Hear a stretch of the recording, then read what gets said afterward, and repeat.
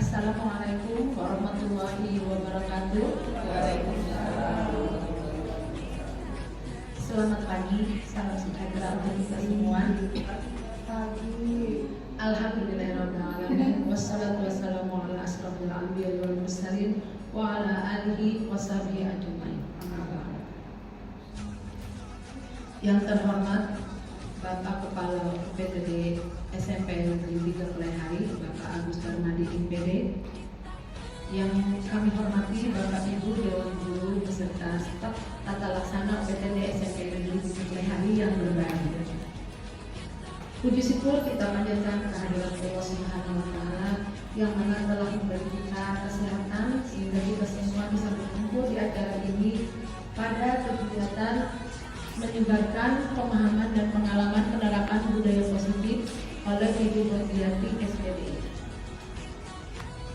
calon guru penggerak angkatan 10 PTD SMP Negeri 3 Plehari Kabupaten Tanah Laut. Salam dan salam tak lupa juga kita aturkan kepada junjungan kita Nabi besar Muhammad SAW, kepada keluarga, kerabat dan semuanya dari zaman yang lalu sampai dengan zaman yang sekarang. Adapun acara hari ini, yang pertama adalah pembukaan, yang kedua sambutan dari kepala sekolah, yang ketiga doa, yang keempat penutup, dan yang kelima masuk nanti ke acara inti. Marilah kita buka acara hari ini dengan sama-sama membacakan basmalah. Acara berikutnya sambutan dari Bapak Kepala UPTD SMP Negeri 3 Plehari. Kepada Bapak dipersilakan. Assalamualaikum warahmatullahi wabarakatuh. Bismillahirrahmanirrahim. Alhamdulillahirabbil alamin. Wassalatu wassalamu ala asyrofil anbiya'i wal mursalin sayyidina wa nabiyina maulana Muhammadin wa ala alihi washabbihi ajma'in. Amma ba'd. Yang saya hormati Ibu Wakil Kepala Sekolah Bidang Guru, yang saya hormati calon guru penggerak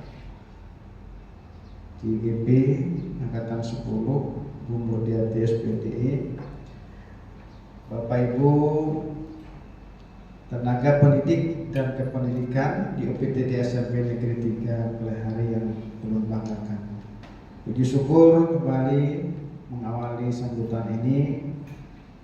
Mari senantiasa kita ucapkan kepada Allah Subhanahu wa Ta'ala atas limpahan rahmatnya yang begitu luas, sehingga pada pagi hari ini kita bersama-sama bisa berhadir dalam rangka membersamai kawan kita Bu Murdiati dalam penyampaian aksi nyata modul 1.4 terkait menyebarkan pemahaman dan pengalaman penerapan budaya positif. Selawat serta salam senantiasa kita aturkan kepada Ibu kita Nabi besar Muhammad SAW, kepada keluarga, sahabat dan bila hingga akhir zaman. Ibu dan Bapak sekalian yang hormati, kita patut bersyukur ya, pada tahun ini ada salah satu guru kita yang berhasil masuk menjadi calon guru penggerak di angkatan 10 ini. Meskipun sebelumnya di angkatan 1 ada rekan kita atas nama Pak Muhammad Arif Ansa MPD yang telah melanglang buana ya dari angkatan 1 sampai sekarang, dan sekarang beliau mendampingi angkatan 11 karena angkatan 11 calon guru penggerak sudah berlangsung. Kalau Bu Murdiati ini kena angkatan 10. Pada kesempatan ini yang utama, mari kita mensupport ya rekan kita Bu Murdiati untuk terus berjuang ya untuk menyelesaikan program calon guru penggerak ini, dan kita doakan bersama mudah-mudahan beliau lulus sebagai guru penggerak. Amin ya rabbal alamin. Karena perjalanan juga masih cukup panjang Bapak Ibu. Kalau dulu angkatan 1 sekitar 9 bulan. Nah, kemudian yang sekarang ini lebih kurang 6 bulan yang harus diselesaikan. Cukup panjang, cukup menyita waktu, tenaga dan pikiran. Ya. Dan mudah-mudahan ya nanti pada suatu saat ada lagi guru-guru kita yang bisa mengikuti jejak dua pendahulu kita ini. Mudah-mudahan. Karena ulun lihat ini masih banyak yang fresh, masih banyak yang energik, ya. Masih banyak yang mampu berkompetisi ya di CGP ini. Ya mudah-mudahan nanti setelah selesai Bu Murdiati dan mendapat predikat sebagai guru penggerak, ada lagi nanti muncul di sekolah kita calon guru penggerak. Amin. Yang kedua, dalam kesempatan ini marilah nanti kita berpartisipasi secara aktif ya, membersamai Bu Murdiati dalam rangka pelaksanaan aksi nyata di modul 1.4 ini, yakni menyebarkan pemahaman dan pengalaman penerapan budaya positif. Ulun yakin ya Bapak Ibu sudah menerapkan budaya positif ini di sekolah kita. Ini sudah ada dan sudah berkembang. Bahkan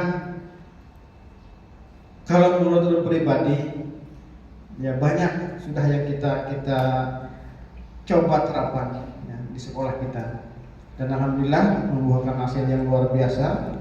Budaya positif ini muncul dan sudah menjadi kebiasaan dan sudah membudaya di sekolah kita ini. Dan mudah-mudahan dengan keberadaan Bu Murdiati ini akan lebih meningkat lagi. Ya budaya positif ya kan. Yang lain yang bisa kita kembangkan, kita gali, dan muaranya tentu dari kita ya, oleh kita dan untuk kita. Syukur nanti kalau menjadi salah satu percontohan dari sekolah lain. Karena kemarin saat kita perpisahan, pengawas pembina kita Pak Soto menyampaikan, Pak, ada informasi dari Dinas Pendidikan melalui Pak Geri, Kepala Bidang SMP, menyatakan bahwa beliau minta rekomendasi sekolah penggerak yang bisa dirujuk ya terkait dengan Kombel, komunitas belajar ya, dan pelaksanaan kurikulum merdekanya. Nah, jadi Pak Woto menyampaikan ada 3 SMP 3, SMP 13 hari sekolah kita, kemudian SMP 15 hari dan 1 Batu Ampar. Jadi kata beliau yang saya sampaikan itu urutannya kata beliau. Nah, jadi kita SMP 15 hari dan SMP 1 Batu Ampar. Kenapa julukannya disebutkan 4 batin-batinnya? Nah, jadi mungkin 3 besarnya aja sudah disampaikan Pak Woto. Nah, jadi kita bersiap nanti kalau misalnya ada hal-hal yang terkait dengan yang disampaikan Pak Woto tadi. Mungkin ada kunjungan, mungkin ada hal-hal yang bisa kita bagikan, berbagi praktek baik misalnya, baik yang diminta melalui Dinas Pendidikan Kabupaten Talaut maupun dari sekolah-sekolah yang di luar Kabupaten Talaut. Dan kita sudah biasa dan sudah pernah yang melaksanakan hal tersebut. Jadi sekali lagi Bapak Ibu, mari kita bersama-sama mendengarkan nanti paparan yang akan disampaikan oleh Bu Murdiati. Mudah-mudahan dia nanti bisa berbagi pengalaman, berbagi praktek baik untuk memberikan masukan ya demi kesempurnaan aksi nyata nanti yang disampaikan oleh Bu Murdiati. Jadi harapan ulun mudah-mudahan pertemuan kita hari ini bermanfaat dan bisa lebih menggali potensi-potensi yang ada di tempat kita terkait dengan budaya positif ini. Karena ulun yakin ada hal-hal yang masih bisa kita kembangkan, masih bisa kita gali dan kita munculkan menjadi suatu budaya yang positif. Nah, sekali lagi selamat kepada Bu Murdiati untuk melaksanakan aksi nyata modul 1.4 ini, Mudah-mudahan berjalan lancar dan beliau diberikan kesehatan sehingga mampu melaksanakan program ini dengan baik dan lancar. Tentu harapan kita semua beliau nanti akan lulus sebagai guru penggerak. Kiranya ini yang dapat ulun sampaikan dalam kesempatan pembukaan kali ini. Salah hilang mohon maaf. Ihdinas shiratal mustaqim, billahi taufiq hidayah. Wassalamualaikum warahmatullahi wabarakatuh. Kemudian kita masuki acara berikutnya, yaitu doa. Untuk mengambil berkah dari kegiatan ini, kami mohon kepada Bapak Muhammad Sabri untuk bisa membacakan doa. Pada Bapak dipersilakan. Al-Fatihah. Iya kan.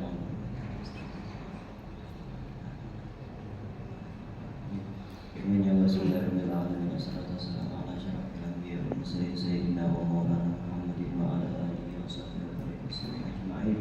Allahumma inna nas'aluka min al-khairi kullihi ajlihi wa ajlihi ma 'allamna wa ma lam na'lam wa na'udzu bika min asy-syarri kullihi ajlihi wa ajlihi ma 'allamna wa ma lam na'lam wa nas'aluka al-jannata wa ma yuqarribu ilayha min qawlin wa 'amalin wa niyatin wa i'tiqad wa na'udzu bika min an-nar wa ونسألك من خير ما سألك من حبك ورسولك محمد صلى الله عليه وسلم ونستعينك مما استعانك من حبك ورسولك محمد صلى الله عليه وسلم وأنت المستعان وإليك البلاغ ولا حول ولا قوة إلا بالله العلي العظيم. ربنا تقبل منا إنك أنت السميع العليم وتب علينا إنك أنت التواب الرحيم. ربنا آتنا في الدنيا حسنة وفي الآخرة حسنة وقنا عذاب النار. صلى الله على سيدنا محمد وعلى آله وصحبه وبارك وسلم. Subhana rabbika rabbil izzati amma yasifun wa salamun alal mursalin walhamdulillahi rabbil alamin. Terima kasih kepada Bapak Sabri atas pembacaan doanya. Mudah-mudahan dengan pembacaan doa tersebut kegiatan hari ini bisa berjalan dengan lancar dan Ibu Murdiati bisa tetap sehat dan semangat sehingga semua program yang harus beliau laksanakan bisa terlaksana. Acara berikutnya adalah penutup. Marilah kita bersama-sama untuk menutup kegiatan ini. Sebelum kita masuk ke acara inti, kita membacakan hamdalah. Alhamdulillah. Kita masuki acara inti dari hari ini, yaitu diseminasi menyebarkan pemahaman dan pengalaman penerapan budaya positif. Kepada Ibu Murdiati dipersilahkan. Warahmatullahi wabarakatuh. Yang saya hormati Bapak Kepala UPTD SMP Negeri 3 Kelahari, Bapak Agus Darmadi MPD. Yang kami hormati Ibu Mutia Naili selaku Wakil Kepala Sekolah Bidang Kurikulum. Yang kami hormati dan kami banggakan Bapak Ibu Guru dan staf tata usaha UPTD SMP Negeri 3 Kelahari.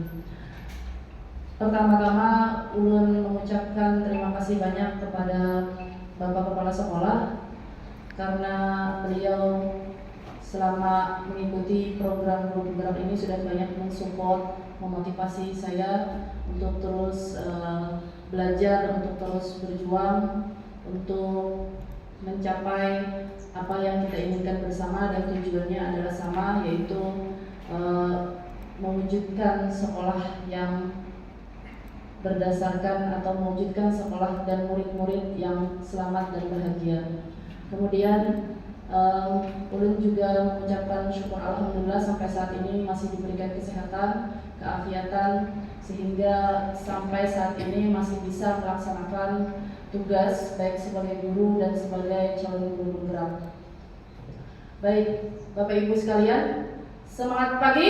Pagi, kuat. Baik, ulun mohon izin untuk ke depan karena sebelum saya memaparkan aksi nyata modul 1.4, yaitu tugas saya sebagai calon guru penggerak untuk menyebarkan pemahaman dan pengalaman penerapan budaya positif khususnya nanti di sekolah kita. Sebelumnya kita akan ice breaking dulu ya. Boleh? Boleh. Baik, silakan berdiri Bapak Ibu dan berhadap-hadapan. Hitam. Ya. Hijau, hitam. Hijau, hitam. Ya, kamu Bapak Ibu bagian yang hijau. Bu Ismi berarti hitam. Tangannya seperti mau bersalaman. Tangannya seperti mau bersalaman.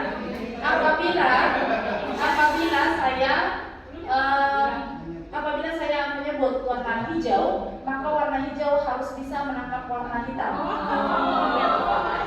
Dan warna hitam harus menghindar. Jadi konsentrasi ya, konsentrasi dengan warna yang masing-masing. Oke.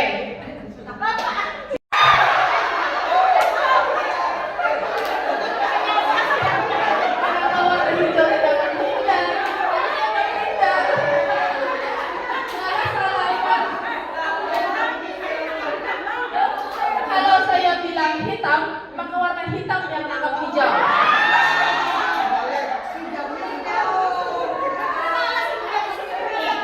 Konsentrasi. Oke. Lagi ya. Siap. Hijau.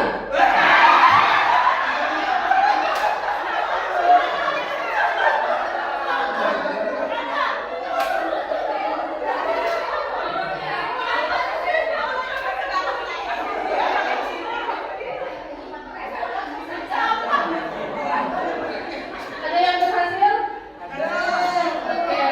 Hasil berarti Anda hebat. Berarti Anda hebat. Konsentrasinya cepat dan sebelahnya hijau juga konsentrasi dengan tanggap. Ya kan? Untuk membuktikan bahwa kita konsentrasi, menghindar atau bergerak menangkap. Sekali lagi ya. Hitam.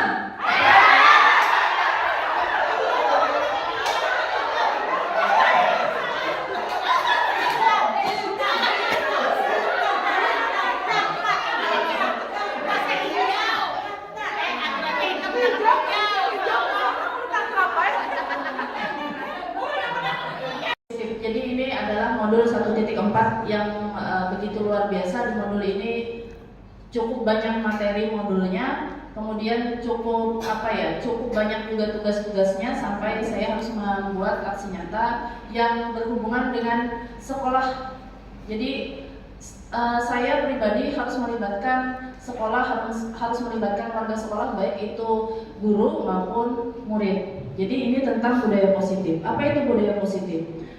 Mungkin kita sudah tahu ya, sering mendengar budaya positif itu serangkaian nilai, norma, sikap, dan praktek yang dikembangkan dan diterapkan di lingkungan sekolah untuk menciptakan atmosfer yang mendukung proses pembelajaran yang efektif, perkembangan pribadi dan kerjasama seluruh warga sekolah. Oke. Jadi konsep budaya positif di sini ada disiplin positif dan nilai-nilai kebajikan universal. Kemudian ada teori motivasi, hukuman dan penghargaan institusi. Kemudian ada keyakinan kelas. Keyakinan kelas ini saya yakin kita semua sudah membuatnya di awal semester, ini kan Bapak Ibu ya. Ya, baik itu keyakinan kelas kita sebagai wali kelas atau kita sebagai guru. Kemudian ada kebutuhan dasar manusia dan dunia berkualitas. Kemudian ada restitusi, 5 posisi kontrol guru. Kemudian ada restitusi segitiga restitusi. Baik, selanjutnya ada disiplin positif dan nilai-nilai kebajikan. Apa itu disiplin positif? Jadi menurut Ki Hajar Dewantara menyatakan bahwa di mana ada kemerdekaan, maka di situ harus ada disiplin yang kuat. Sungguh pun disiplin itu bersifat self-disiplin, yaitu kita sendiri yang mewajibkan kita dengan sekeras-kerasnya. Tetapi itu sama saja, sebab jikalau kita tidak cakap melakukan self-disiplin, wajiblah penguasa lain mendisiplinkan diri kita. Dan peraturan demikian itulah yang harus ada di dalam suasana yang merdeka. Kemudian merdeka itu menurut Ki Hajar Dewantara tidak hanya terlepas dari perintah, tapi juga cakap buat memerintah diri sendiri. Nah, dengan kata lain, seseorang yang memiliki disiplin diri berarti mereka bisa bertanggung jawab terhadap apa yang dilakukannya karena mereka mendasarkan tindakan mereka pada nilai-nilai kebajikan yang universal. Oke, selanjutnya ada Diana Gossan dalam bukunya Restructuring School Discipline 2001. Jadi beliau mengatakan kata disiplin itu berasal dari bahasa Latin, disciplina namanya, yang artinya belajar. Kemudian kata disiplin berasal dari akar kata yang sama dengan disiplin, atau murid atau pengikut. Untuk menjadi seorang murid atau pengikut, seseorang harus paham betul alasan mengapa mereka mengikuti suatu aliran atau ajaran tertentu. Sehingga motivasi yang terbangun adalah motivasi intrinsik, bukan ekstrinsik. Jadi motivasi yang ada di dalam dirinya, bukan dari luar dirinya. Arti asli dari kata disiplin juga berkonotasi dengan disiplin diri. Kemudian disiplin diri dapat membuat seseorang menggali potensinya menuju kepada sebuah tujuan, sesuatu yang dihargai dan bermakna. Dengan kata lain, disiplin diri juga mempelajari bagaimana cara kita mengontrol diri dan bagaimana menguasai diri untuk memilih tindakan yang mengacu pada nilai-nilai yang kita hargai atau nilai-nilai kebajikan universal. Oke, selanjutnya ada teori motivasi, hukuman, dan penghargaan restitusi. Diana Lawson dalam bukunya Restructuring School Discipline tadi menyatakan ada 3 motivasi perilaku manusia.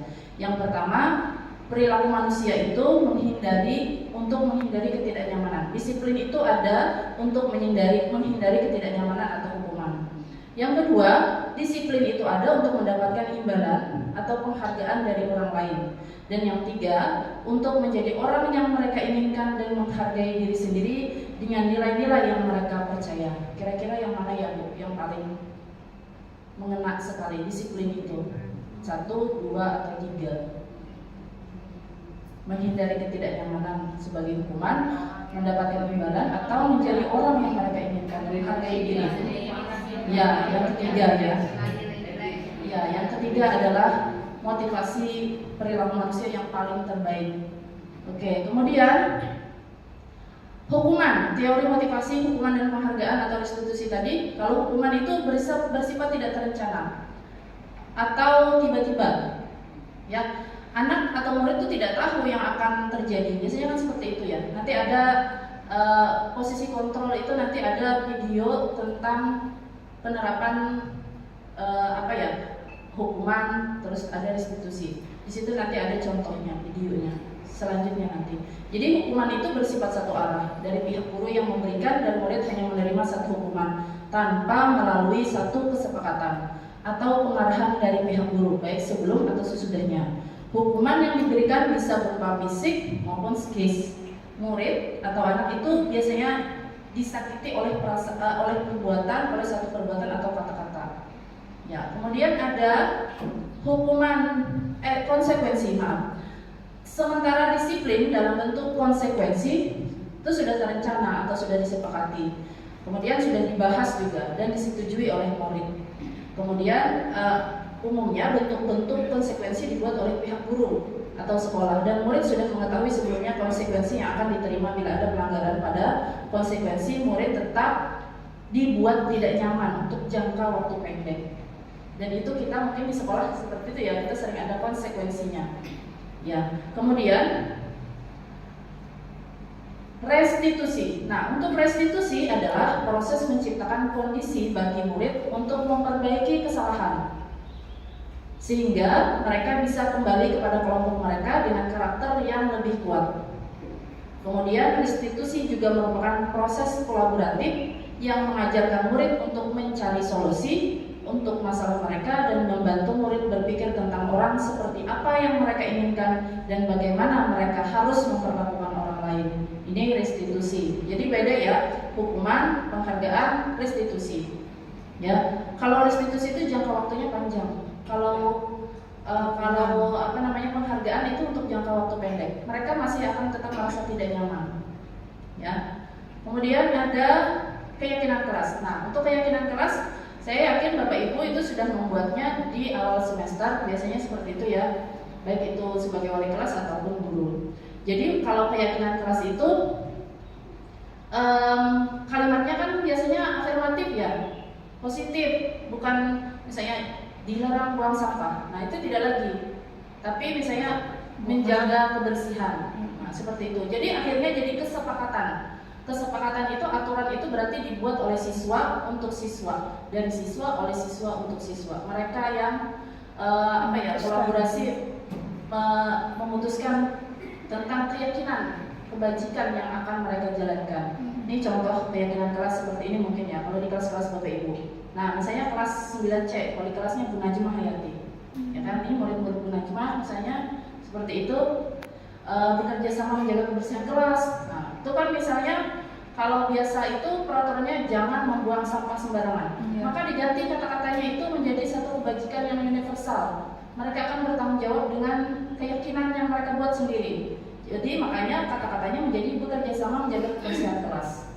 Ya, berarti kerjasamanya dapat, menjaga kebersihannya dapat, ya kan, tidak membuang sampahnya dapat.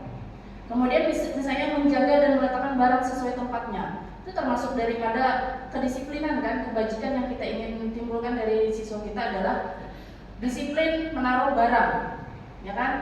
Nah, jadi tidak kata-katanya itu diusahakan untuk bahkan tidak boleh ya menghindari kata jangan atau dilarang.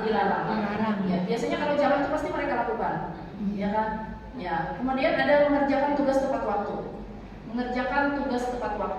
Nah, itu juga kesepakatan atau keyakinan kebajikan yang mereka bikin sendiri. Kemudian ada saling peduli, menghargai dan membantu satu sama lain. Saling peduli, menghargai, di situ berarti tidak ada bullying, ya kan? Nah, jadi mereka memaknai keyakinan itu untuk menimbulkan kebajikan dalam diri mereka, kebaikan itu yang akan ditimbulkan. Kemudian ada tepat waktu dan aktif di kelas. Nah, tepat waktu berarti kada boleh datang terlambat, ya kan? Artinya mereka tepat waktu. Dan ini pasti disepakati oleh kelas. Ya, biasanya kalau kesepakatan kelas, ini namanya keyakinan kelas ya. Dulu kan kesepakatan kelas.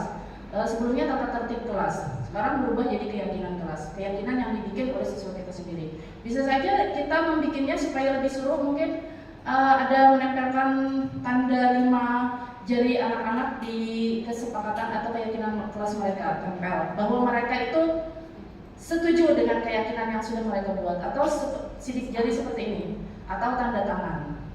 Nah, jadi mereka itu merasa oh ini hasil dari kita, hasil dari kolaborasi kelas mereka. Kemudian ada 5 kebutuhan dasar manusia.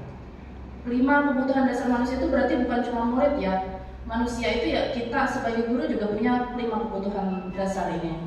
Seluruh tindakan manusia itu memiliki tujuan tertentu. Semua yang kita lakukan adalah usaha terbaik kita untuk mendapatkan apa yang kita inginkan.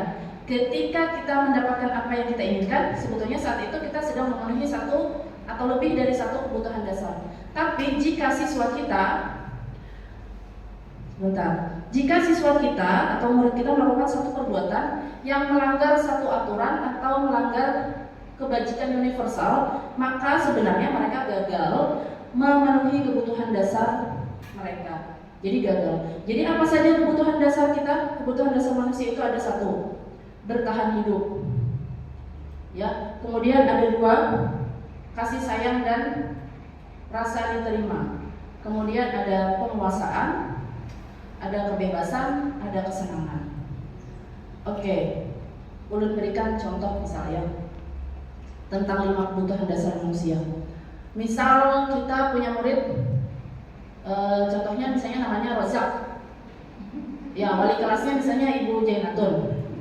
Jadi Rozak ini selalu memintai bekal kawan-kawannya dan memaksa untuk ya setor lah, memaksa untuk kawan-kawannya, bekal kawan-kawannya itu dipaksa, diminta dengan paksa. Ya, kira-kira kebutuhan dasar yang mana ya yang tidak terpenuhi oleh Roja?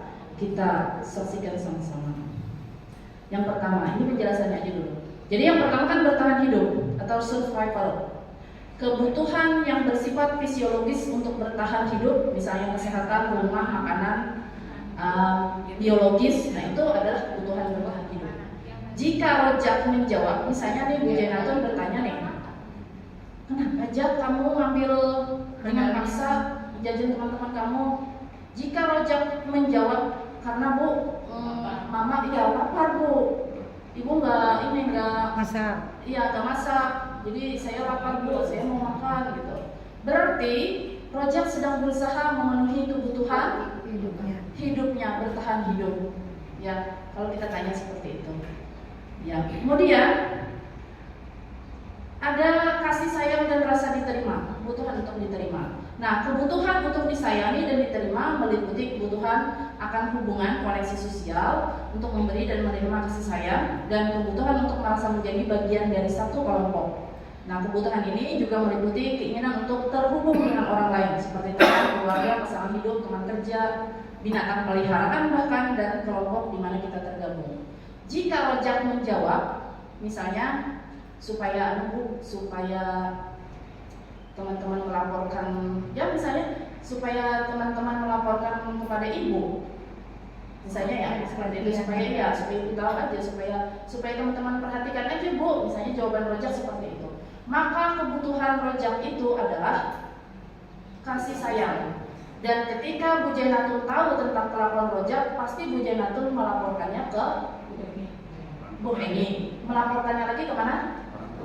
Ke orang tua. Jadi orang tuanya tahu si Rojak ini gak dikasih sangu, ya kan? Akhirnya besok-besok mungkin orang tuanya pasti ngasih bekal untuk Rojak supaya Rojak tidak meminta dengan paksa kepada temannya. Ya, jadi kebutuhan yang dibutuhkan Rojak adalah kasih sayang dan rasa ingin diterima.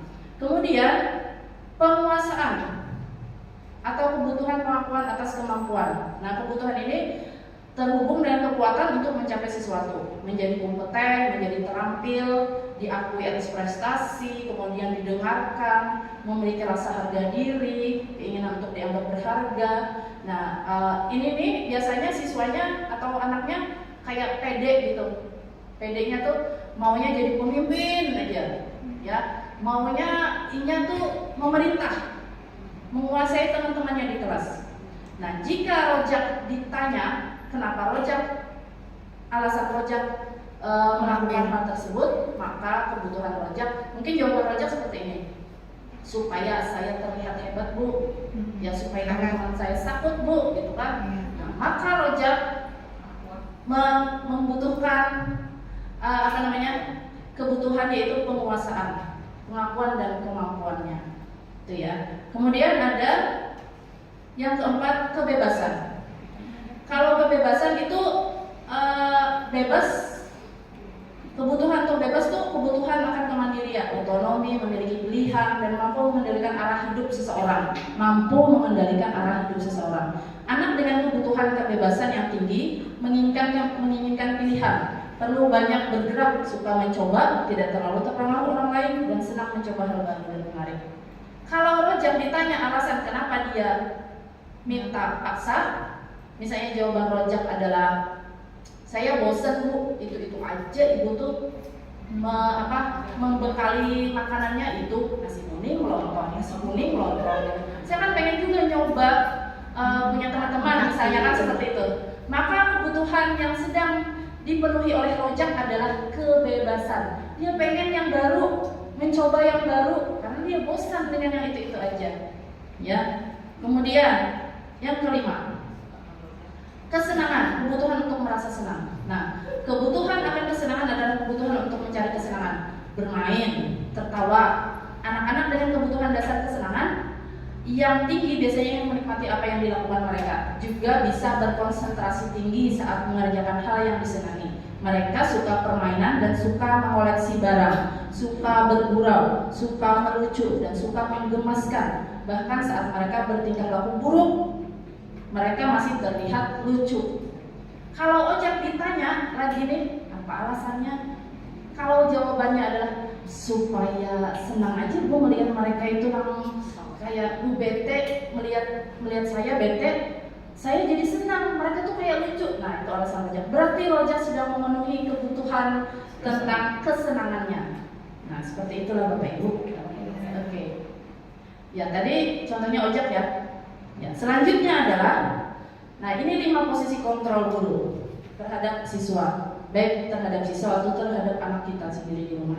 1. Menghukum, 2. Membuat merasa bersalah, 3. Teman, 4. Pemantau, 5. Manajer. Oke, biar lebih ini kita videonya ya. Ada video contoh penerapan 5 posisi kontrol guru.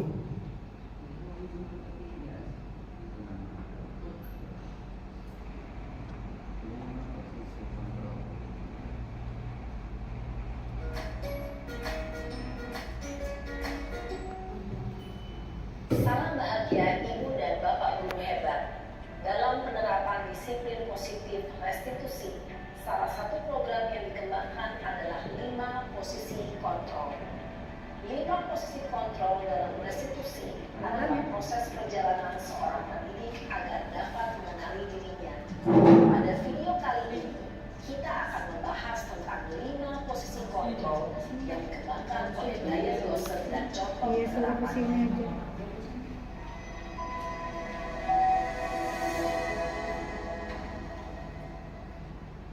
5 posisi kontrol itu adalah 1. Posisi penghukum, 2. Posisi pembuat merasa bersalah, 3. Posisi teman, 4. Posisi pemantau atau monitor, dan 5. Posisi manajer. Untuk lebih memahami kelima posisi tersebut, mari kita saksikan kasus Naren yang terlambat hadir 20 menit di sekolah dan melihat bagaimana kelima posisi kontrol dalam menghadapi masalah tersebut.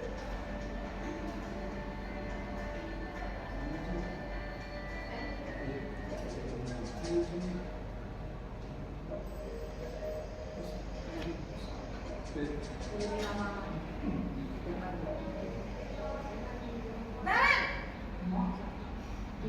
Sini kamu! Itu gue kita dua. Jangan capek satu. Selalu terlambat. Kamu deh, pasti terlambat. Aku, saya Apa? Apa coba? Alasan kamu apa lagi? Kapan sih kamu tidak terlambat? Malas sekali ya kamu jadi anak. saya Dasar pemalas. Gak kapok-kapok sih kamu. Sudah berapa kali terlambat? Sana, kamu keliling lapangan basket 2 kali. saya akan sudah basket, Bu. Kenapa? Kamu mau lawan ibu? Berani-beraninya jawab. Sudah Kalau jawab, terlambat, tambah. masih berani jawab pula. Sekarang, keliling lapangan basket 5 kali sekalian. Biar kapok. Cepat. Pergi sana ke lapangan basket. Posisi penghukum biasanya berbicara dengan Kontrol kedua. Naren!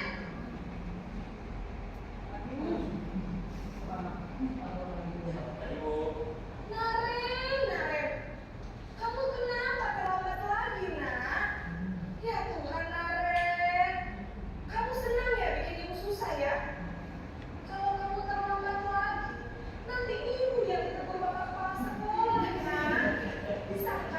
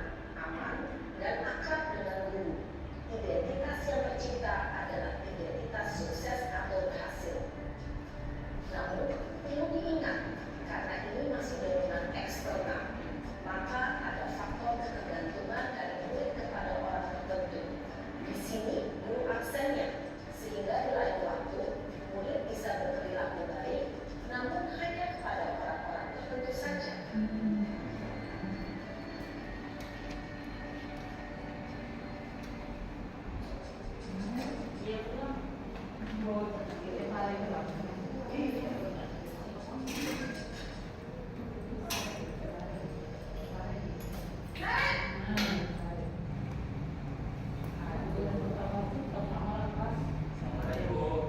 Naren, apa peraturan sekolah kita tentang jam berapa kita harus masuk sekolah, nak? Kita harus di sekolah jam 7, Bu. Iya betul, sekarang sudah jam 7.20. Naren sudah tahu konsekuensinya jika terlambat hadir. Paham, Bu? Saya harus tinggal kelas pas jam istirahat selama 20 menit. Iya benar, konsekuensinya demikian. Jadi nanti jam 9.30 pas istirahat, kamu harus tinggal di kelas, kerjakan tugas tambahan untuk ketertinggalan kamu, ya? Baik, Bu. Posisi pemantau mengandalkan penghitungan atau data untuk mengontrol murid. Guru mengarahkan murid berdasarkan peraturan dan konsekuensi. Seorang pemantau menunjukkan bahasa tubuh dan ekspresi wajah yang datar dan cenderung formal.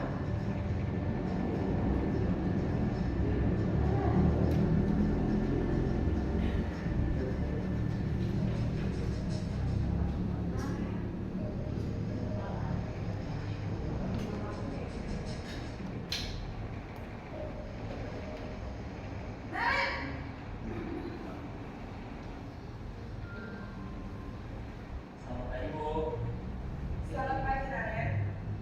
Maaf, Bu. Saya terlambat. Iya, sekolah masuknya jam 7, sekarang sudah jam 7.20. Jadi sekarang bagaimana ini, Naren? Maaf, Bu. Saya lupa setelah alarm saya semalam. Baiklah, menurut kamu, keyakinan sekolah yang mana yang perlu kamu tingkatkan? Menghargai diri sendiri dan orang lain mungkin, ya, Bu. Setuju. Jadi, apakah Naren meyakini prinsip saling menghormati tersebut? Iya, Bu. Saya meyakininya. Apakah Naren bersedia memperbaiki masalah keterlambatan ini? Bersedia, Bu. Bagaimana kamu akan memperbaiki masalah keterlambatan ini? Saya akan coba untuk tidak lupa menyetel alarm saya, Bu. Baik, kalau Naren mau menyetel alarm di rumah, ada orang yang kira-kira bisa bantu mengingatkan tidak? Ada, Bu. Kata saya, Kak Emma.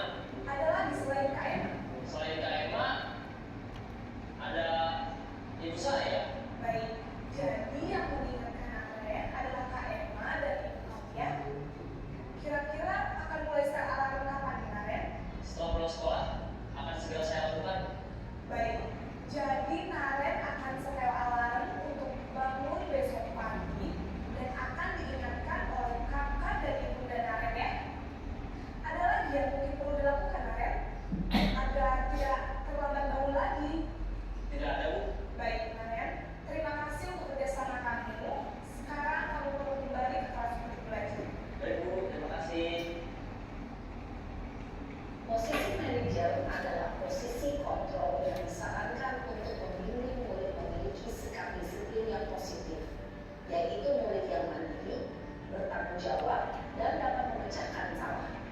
Tujuan dari posisi ini adalah agar murid dapat berefleksi atas tindakannya. Guru akan dengan terus memberikan pertanyaan-pertanyaan bermakna, sehingga membuat murid dapat belajar dari kesalahannya dan mencari sebuah solusi untuk menyelesaikannya. Ibu dan Bapak guru hebat, setelah Kira-kira dari 5 posisi kontrol itu yang mana yang sering kita gunakan? Iya, jawabannya ada masing-masing di hati ya. Oke, seperti itu ya. Nah, kalau saya pribadi kemarin waktu materi posisi kontrol ini agak terkaget-kaget karena merasa ada sering di 1 dan 2, 1 dan 2, ya kan, 1 dan 2. Paling-paling ya posisi yang sering membuat siswa kita merasa bersalah. Karena please dong nak, nanti ibu dimarahi kepala sekolah. Itu kan seringnya gitu, kepala sekolah yang dibawa tuh pasti kepala sekolah, makanya ibu ditagur ibu bapak kepala sekolah, seperti itu. Jadi murid itu kayak aduh rasanya bersalah, ya kan? Oke, selanjutnya segitiga restitusi. Nah, kalau segitiga restitusi ini adalah segitiga yang dijalankan seperti posisi kontrol di manajer tadi. Nah, jadi di situ guru akan mengarahkan siswa untuk memperbaiki kesalahannya. Itu jadinya namanya segitiga restitusi. Jadi yang pertama menstabilkan identitas murid, yang kedua memvalidasi tindakan mereka yang salah, dan yang ketiga menanyakan keyakinan. Seperti apa segitiga restitusi itu? Oke, ini penerapan segitiga restitusi. Jadi kayak manajer tadi itu tuh sudah segitiga restitusi Bapak Ibu, tapi ini kasusnya beda ya. Ada kasus yang berbeda. Kita tonton lagi videonya.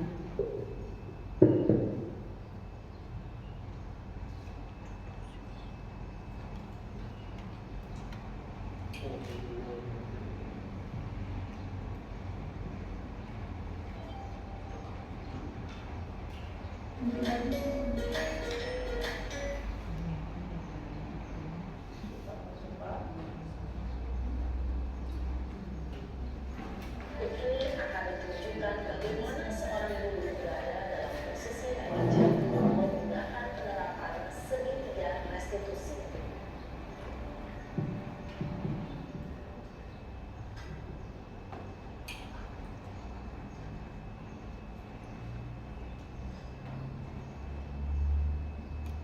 Siapa?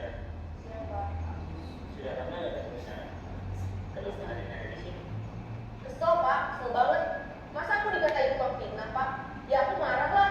Aku gak dikatain Eka di depan kelas. Kesel banget. Oh begitu. Ya pasti kamu marah dan kesal. Bapak juga akan marah apabila ada yang menurut Bapak seperti itu. Nah, ini namanya menstabilkan identitas.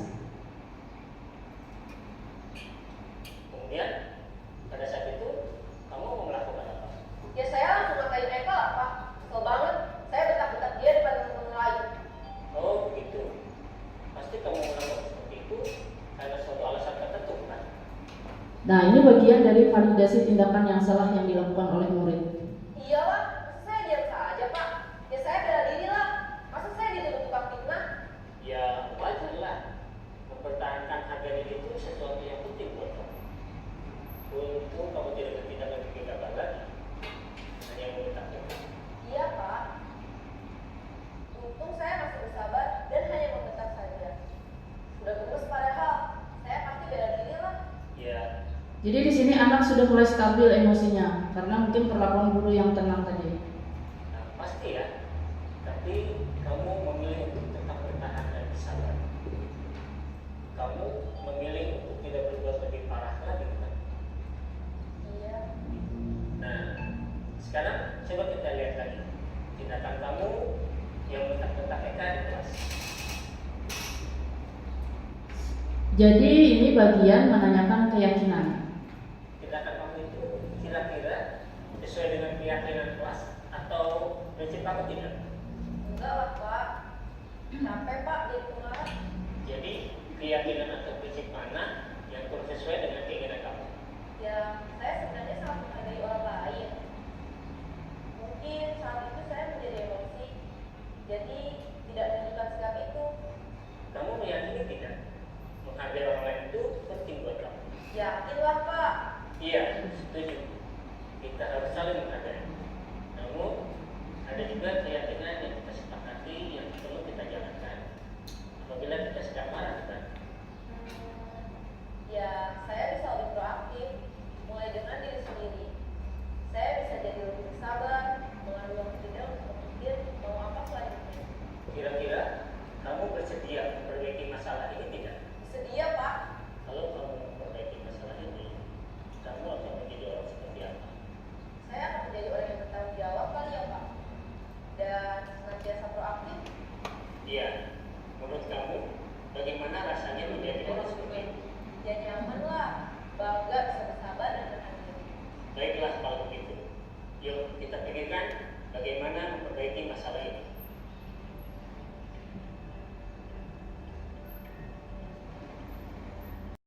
Tapi dari hasil kegiatan hari ini menambah wawasan kepada kita bahwa seperti itulah kegiatan yang sebenarnya artinya fungsi manajer yang kita laksanakan sebagai guru itu sebenarnya sudah kita laksanakan, cuman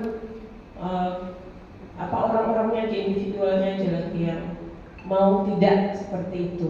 Jadi untuk ke depan supaya kita yuk sama-sama kita jadikan kegiatan kita bahasanya manajer lah untuk membina siswa-siswi. Artinya kita memanusiakan manusia, diri kita hargai, kawan teman-teman kita hargai, murid-murid kita hargai, supaya sama-sama menjadikan orang yang lebih dari semuanya. Ya, terima kasih. Disiplin positif, alhamdulillah kemarin bisa juara dan lanjut ke provinsi. Yang diangkat ya real tentang kegiatan kita di sekolah. Salah satu masalah yang selama ini kita hadapi ketika siswa melakukan pelanggaran, kemudian dikeluarkan dari kelas, diberikan hukuman suruh membersihkan, menyapu, membuang sampah di saat jam-jam pelajaran, di mana waktu hak mereka untuk belajar itu sebenarnya ada hak di situ, tapi terpotong 5-10 menit untuk membersihkan lingkungan kelas. Nah, lalu solusinya yaitu kemarin saya buat sebuah aplikasi yang saya share di handphone kita semua, agar setiap pelanggaran siswa itu selalu terekam, tercatat, dan arahnya nanti ke wali kelas dan guru BK, terutama guru BK, agar pelanggaran siswa ini menjadi rekomendasi untuk bahan komunikasi dengan orang tua siswa. Jadi di konsultasi pertemuan antara guru BK dan orang tua, di situ ada kesepakatan. Nah, di situ arahnya, Bu. Jadi terima kasih, materinya luar biasa, dan rekap pelanggaran dari 4 bulan yang saya buat, dari aplikasi yang saya buat dan ulun rangkum, ternyata pelanggaran di sekolah kita alhamdulillah sudah menurun. Yang pertama di bulan November rekap, di bulan Januari, Februari, dan Mei. Di bulan Desember, Maret, dan April tidak, karena di situ terpotong kegiatan puasa dan juga libur hari raya. Jadi dari 200 berapa pelanggaran itu dari setiap bulan, sekarang itu sudah menurun menjadi 60-an. Nah, artinya itu sesuatu yang baik lah yang sudah diterapkan. Penerapan disiplin positif di sekolah kita sudah mulai berjalan. Dilihat dari itu tadi. Terima kasih. Assalamualaikum warahmatullahi wabarakatuh. Ucapkan dengan sangat rendah hati dan sedalam-dalamnya terima kasih karena sudah bersedia meluangkan waktu untuk mengikuti diseminasi saya sebagai calon guru penggerak. Terima kasih sekali lagi. Akhir kata, Assalamualaikum warahmatullahi wabarakatuh. Waalaikumsalam.